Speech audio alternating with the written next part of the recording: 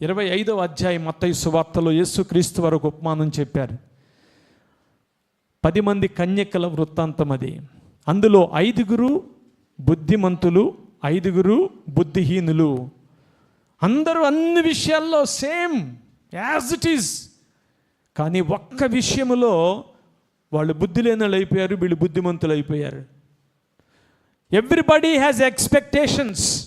10 మంది పెండ్లి కుమారుణ్ణి కలవాలన్న ఎక్స్పెక్టేషన్తో వచ్చారు.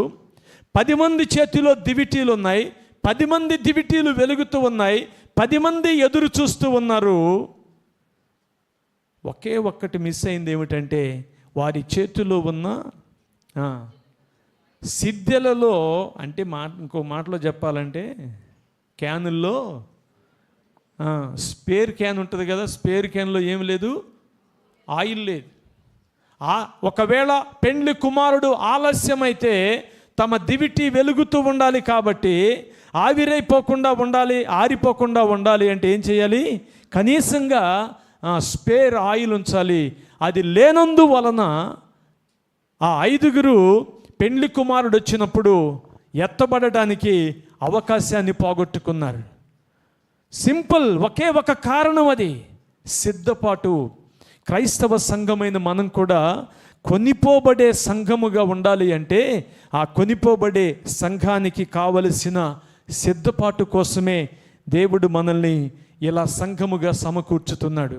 ఆరాధనకు వస్తున్నాము అంటే ఆచారంగా రావటంలా, ఆరాధనకు వస్తున్నామంటే అలవాటుగా రావడంలా దేవుడు మనలను సిద్ధం చేస్తూ ఒక్కొక్క వారం ఒక్కొక్క సమయంలో దేవుడు మనల్ని నిరుత్సాహముగా ఉన్నవాడు బలపరచడానికి కావచ్చు, లేక మనలో లోపాలు ఉంటే వాటిని సరిచేయడానికి కావచ్చు, మన మనసు ఒకవేళ మరి దేవునికి ఆయాసకరంగా ఆలోచిస్తూ ఉంటే దాన్ని సరిచేయడానికి కావచ్చు. దేవుడు తన సంఘములోనికి మనల్ని ప్రవేశపెట్టేది ఎందుకు అంటే ఆయన రాకడలో ఎత్తబడటానికి కావలసిన యోగ్యులుగా మనలను సిద్ధపరచడానికి. కుమ్మరి చేతిలోనికి పాత్ర మట్టి వచ్చి అది ఎలా రూపం దిద్దుకుంటుందో అలాగే దేవుడు సంఘములో మనల్ని ఎత్తబడడానికి అర్హులనుగా మార్చుతాడు.